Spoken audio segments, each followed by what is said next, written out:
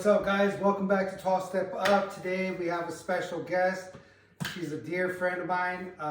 We are on location. By on location, I mean we're in Las Vegas. We flew out here to spend time with my friend Gretta. So she's a very important part of my sobriety journey. So anyways, hi Gretta, how are you? Hi, Richie, I'm doing good. Good. Yeah. You've been sober for a while. 16 years solid. 16 years solid. Nights and weekends. Yeah, included. Okay. You are very special to a lot of people. You've helped many people in your journey. Why don't you tell us how old were you when you started drinking and using? I grew up in a biker family, so pretty much it was like second nature, you know. My parents, they were cocaine addicts, alcoholic, whatever garbage disposal type, you know. So I grew up real fast. My first drink was, my grandfather was a bootlegger out of Missouri. And so we had a property and there was like refrigerators on the back slab, right? And these refrigerators, alcohol refrigerators. And so there was this, they had these little like mayonnaise jars and things like that. So I don't know what possessed me. One day I decided I'm gonna steal one. And it was the pink one, the pink light pink liquid. And turned out to be a raspberry Everclear, 190 proof. And I told my grandfather later on, but I took it back to my trailer, AKA room, trailer park room, and mix it, you get the little packets of Kool-Aid and everything, and you from your lunch, and then and the sun kiss, and the very first drink, I took the thing off, the lid off, and it went, and I was like, wow, dissipated like nail polish remover is the only thing I could think of, Couldn't take a drink or nothing, so I was immediately already making mixed drinks. I had to make it drinkable because that's what the grown-ups did. When I drank that drink, man, it was like, I know what it's all about. You are never gonna hurt me again. I'm gonna tell you about yourself. And all of a sudden I morphed into this massively aggressive, like very, just, you ain't gonna hurt me, And now I understood. And it was like, that was it. That was it. You arrived. I arrived right away. 12 years old. So we don't really get into a lot of the nitty gritty on the show, but I know, because I personally know you, I know you have a prison background and other things, but could you narrow it down to like what was your worst experience while you were drinking or using? My worst experience, watching them watch me watch them, was the worst experience. Through the hotel door, like through the window, watching them out on parole, doing the most. I was, drinking. I was a stripper for many years, and along with that lifestyle comes all the danger and the crazy. So it's like a downward spiral, like that Nine Inch Nails song, and it's like you really live it. Like you are watching them watch you. Watch them, and you're going, and there's nothing you can do or say to even change, reverse why they out there. You know what I'm saying? They're coming for you. That was the worst thing. Realizing that I was on the downward spiral and I couldn't stop. I could never stop it. Okay, that's pretty good. So that was a lot of people are gonna ask me about you back home. They're gonna be like, yo, what's your story? And I'll tell them what I know of your story. And eventually we'll do something where they can personally ask you. If you guys ever get to meet Gretta, her story is freaking amazing. She is one of the survivors of our addiction in many ways. Everything was crazy. So how did you get into sobriety? Prison. So jail and prison, they had this thing called H&I, hospitals and institutions. They used to come in and they used to bring meetings, and people would come in and share their story. And I wanted to get out of my cell. First in jail, Los Angeles County Jail, Orange County Jail, Riverside County Jail, probably Riverside and Orange County the most. Want to get out of the cell. And so I went because A, get out of cell, B, I get to sit with other people and they would tell their stories. And when they were telling their stories, I got to relive mine.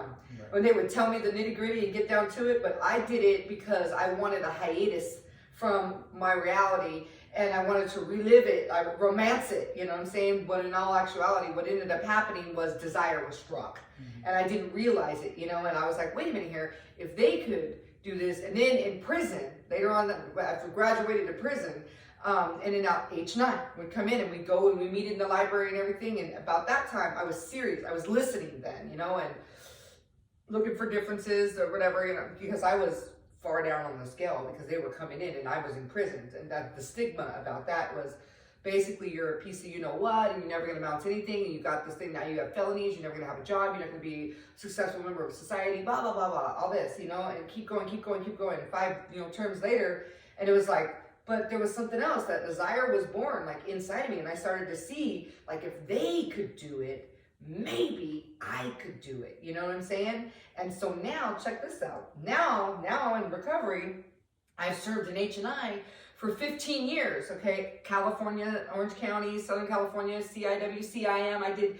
Now I'm over here in Nevada doing it in the women's prisons and everything. And I'm still going into the prison, and, well, they're called offenders now. They've changed the terminology. It's not inmates. The offenders now, I get to talk to them, and it's like you spot it, like they know that I'm one of them, that I was one of them, and I found a way out. And it's like salivation. They want to know how to stop. They want to not be there, and I get that. And so I get to bring in books and get to point out, you know, where in my story did it change, what I had to do, what I did do, what I didn't do, all that sort of thing to help them get out. So the reason I really wanted to interview you is because there's 3 important things that I want people to know about you. Okay. 1, you've helped thousands of women and men. Yeah. Because there have been many a times that I've called you, and if anybody knows me, knows that if I'm going through some shit, I'm calling you. Oh, I'm calling thank you. And if anybody knows me, they know that my friend Gretta, I called my friend Gretta, and she got me out of the fucking place I was at, because that's who you are. Yeah. And that's just me. I can't even imagine how many women, right? So that's 1. 2, because you have been part of H&I for 15 years, and you have molded the program in Orange County and Nevada. Helped mold. Yeah. Helped. And 3, you're going through a huge life-changing situation. So why don't we talk about, first of all, about the women you've helped. The women I've helped. I mean, you don't have to be specific. Yeah. I get it. No, anonymity. Yeah. You know, I tell you the truth, it's just like the difficult ones. I'll put it that way. The difficult ones, the penitentiary bound, the in and out of jail, the abuse ones, like the ones that have been beaten up by their boyfriends or whatever, you know, the ones that are like, you know, I've helped quite a few that have been trapped into the occult. I have that in my background too. So prison, the occult, physical, mental, emotional, sexual abuse, but ones with children, like I can help them, but I don't have kids, so I cannot transmit something I don't have. So I send them elsewhere to get that type of help, you know. When just one girl I'm working with, you know, not too long ago, anyways, psychiatric intervention. And it was like, listen, my help stops here. I don't have the pretty letters to support my name, to open and close. You need to go to get some psychiatric intervention. Like, this is where the therapist takes over. Like, I can't go there. Like, you got to figure it out. You know, stuff like that. Knowing when to begin and when to end, you know what I'm saying? And I've got some you know, a lot of ladies along the way that didn't have all those great, you know, dual diagnoses situations, I like to call it, you know, because you have, you know, we hide in our drink and our use or whatever the heck we're doing. That's our solution to not feel. And so really it's facing off the root of the issue, root of the problem that is causing the outward behavior of drink is my solution type thing, drown it out or whatever, you know. So pretty much it's like, I guess I get some easy cases too. I get some nurses here and there and stuff like that, but mostly, you know, people just kind of, this is the way I gauge it. I'm willing to help anybody, men or women. Of course, we have to check the motive behind the motive, of course. especially where men are, you know, and women, like what do you have, what, you know, because you just never know. And this is how I gauge it. When God leaves the building, like when it's all ego and this and there's opposition, you know, I shouldn't have to drag you to bring your face down to show you, like, you know what I'm saying? Like, you could lead a horse to water, but you can't force him to drink. If you ain't willing to drink, I'm not working harder for your program than you are, because I have my foundation. So if it's ego clashing, it's on me to say, listen, I'm not the one for you. It's time for you to go find your spiritual experience with somebody else. Like, you know what I'm saying? And I have to God check it like this all the time. And so, and it happens. It happens where, you know, whatever the fact, and I'd be like, all right, Kate, check it out. It's time. I don't have to, I'm not the end all be all. I don't have to be that one, and you need to find somebody else. You know what I'm saying? So really it's on us as sponsors to be able to call it. Because imagine being a newcomer, stuck, thinking, I need a sponsor. Oh my gosh, I'm gonna lose my sponsor. And then just rolling with the punches and settling for less. That's not helping somebody. So we have to be bigger to be like, listen, it's not working. I'm gonna let you go, little dove fly. You know what I'm saying? Yeah. So pretty much, you know, that's kind of how I gauge it. Men and women, you know, when God leaves the building, it's done. Like, it's done. Okay. Yeah. So let's talk about H&I. Yeah, H&I. I love H&I. Hospitals and institutions, H&I has been a huge part of my recovery. And no matter what, so like, this is the thing. Our founders of a 12-step program that I believe in, you know, taught us about sticking a hand out and being of service to get out of ourselves, you know. And so it's an easy, real fast way, you know what I'm saying, to get out of yourself and to be of service when we're drowning in our stuff. I don't have the drink, I don't have the other stuff to like drown it out, you know. So it's like I'm feeling it all, you know. So they were really like, you know, basically all the anonymous programs are known to man. All of them, it's all about that altruistic plane at some point, you know. And so the thing of it is like being able to go back into the prison was my goal, because that's where I started.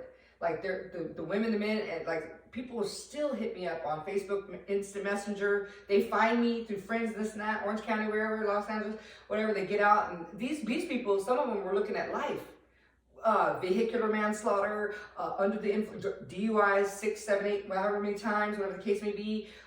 You know, whatever's going on, whatever wreckage that they created, and they got caught, and they're looking at long term, and they hit me up. They're like, hey man, you used to come into the prison, you used to teach us about, you know, what you did to get out, you know, you used to teach us about this and that, and I got out, you know, because board had seen, like, that right there is the ultimate thing, you know, and the prisons, the jails, and so on and so forth, because really, I don't really see it as bad people. I used to think I was a bad person. I'm not a real bad person. I'm a sick person trying to get well. And so when the drink problem's removed, or the drink solution / problem is removed, then you have the me problem. You know what I'm saying? And faced off with that and having a different design for living, and it's like, it doesn't matter if you're behind the bars, it doesn't matter if you're in the hospital, in the detox, wherever you're at, you know, just like somebody coming in to identify with you, it unlocks the bondage right here mentally. And you see it in them, and they change, and like, wow, hope is born. And they're like, wow, I could possibly get out of this mess, you know. Yes you can. And that right there is the number one beauty that I have, to be able to be of maximum service of my creator, my higher power.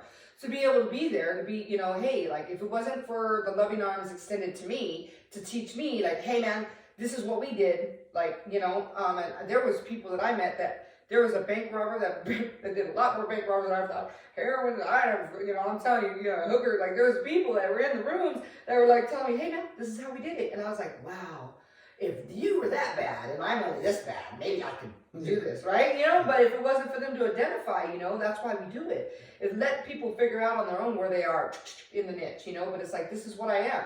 And I just share as I am, you know, and people come to me from all over. And now people are coming to me for cancer. It's crazy. So it brings me to my next thing. I just had a heart attack a couple weeks ago, 3 weeks ago or whatever. So I kind of, I guess my view has changed quite a bit, right? Mortality eyes, I call it. Mortality eyes. Mm-hmm. And so, you know, I know you're going through your cancer, and Sometimes it's really bad. Sometimes it's okay. Yeah. Or tolerable, right? Yeah. But I spoke to my wife and we said, hey, listen, I told her we have to see her. Because something could happen to me, something can happen to you, and I don't want to have that. And there's a friend of ours, a friend of mine that maybe he was your friend, that we both were acquainted. His name is Ernie, Tattoo Ernie. Oh yeah. Mm-hmm. So he was a really good friend of mine, and he passed of cancer, colon cancer. Yeah. And so I never got to say goodbye. And he was, you and him were always the ones that I talked to when I first came into the program, and it was very important. I didn't get to say goodbye to him, and that killed me. It really honestly did. And so I don't ever want to go through this shit again. Yeah. So that's why somebody told me, hey, listen, Richie, you need to go over there, and this is what I'm going to do for you, so you can go over there. No. And so she made it happen for me, and so now I'm here. But let's talk about your journey in this and staying sober. Oh yeah, man, it's been a wild journey. The last coming up on 2 years, I think. Now. Yeah. 2 years. October 2020? No, 2021. Yeah, 2021. Yeah, 7 months after we bought our house. 7 months after we bought the house, and picture's not even on the wall just yet. Still thinking.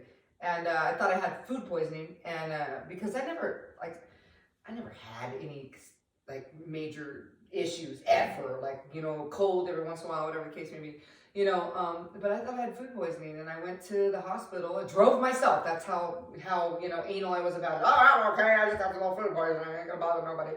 Show up there, and by the time I get there, it felt like not that I've ever had a ruptured organ, because I haven't, but it sure did feel like one. I was like, and sure enough, man, they're like, I told them, I'm like, something's ruptured in there. I don't know if it's appendix. I don't know if I had no clue. I don't even know what's all in there, at that point in time.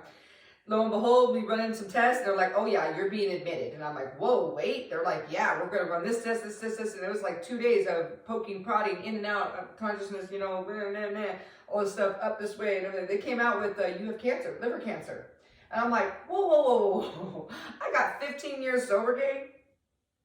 At the time, I was about to be 15 years sober or something like that. Yeah, about to be 15 years sober. Yep. And I'm like, and I because they asked me, do you drink or do drugs? And I'm like, no, I don't drink. It's been 15 years since I had a drink or a drug or anything for that matter, and I'm strong with that, They're like, well, your liver shouldn't be looking the way it is. And I'm like, what the heck, comes out, there was 2.5 tumors in my liver. They didn't know where the point of origin was. I had another tumor in my intestines and another tumor, 2 tumors in my lymph nodes. I didn't even know you have multiple lymph nodes in your intestinal. And then the main one in my colon, and a failing gallbladder. I was in massive amounts of pain, and a lot of people have heard me speak over the years, because I've done a lot of panel circuit speaking, this and that, conventions, blah, blah, blah, blah, and everything, but the thing of it is this, and I always used to say, and I think it's wrong, once I put a substance into my body, the God connection disappears, and I owe an amends for that, because that's what I believed going into this. And I literally had a 10-stage level meltdown, because in my mind, hearing that you have, and we didn't know it was stage 4 at the time, we just knew it was liver cancer. We didn't know it was as bad as it was. And tests later on and everything, and what I heard was medication, opiate medication, surgeries, you lose God, you lose your recovery. Bam, that's in a nutshell. That's all that came to my mind, and I lost my mind. Lo and behold, thank God for a lot of people that gone before me, some of those star witnesses that gave me the hope to keep going. And the thing of it is come to find out, I was at stage 4 cancer, and the point of origin it was so strong that it actually created its own blood source. So I currently have cancer in my blood. It's in my brain, it's in my heart, it's in anything where blood's at, because it's in my blood. There's a white blood cell, red blood cell, and a cancer cell. That's Roman. And, let me tell you, man, once again, going into this armed with my higher power, and I learned something new, man. So I learned that armed with